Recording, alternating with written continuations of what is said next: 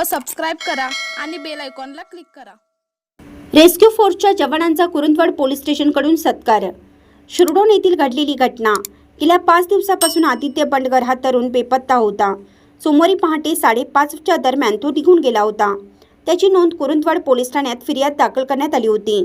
शोध चालू असताना पंचगंगेच्या काठी त्याचं चप्पल आढळून आलं।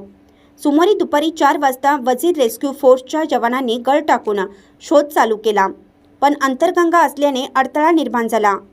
मंगळवारी सकाळी 9:30 वाजल्यापासून बोटीच्या सहाय्याने व्हाईट आर्मी टीमने पंचगंगेच्या पात्रात उतरले। 2 मगरी वावरताना दिसून आल्या। त्यानंतर ड्रोन कॅमेऱ्याच्या माध्यमातून प्रयत्न करण्यात आले, त्यातून पण काही शहानिशा लागली नाही। शेवटपर्यंत फोर्सच्या जवानांनी हार मानली नाही।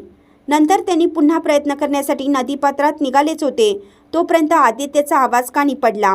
आवाज ऐकताच रेस्क्यू फोर्सच्या जवानांनी वेळ न घालवता त्या ठिकाणी धावली आणि आदित्यला सुखरूप बाहेर काढलं आणि घरी नेऊन सोडलं।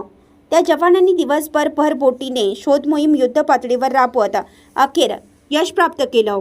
अशा या जवानांच्या कौतुकास्पद कामगिरी बजावल्याबद्दल कुरुंदवाड पोलीस स्टेशनकडून सत्कार करण्यात आला।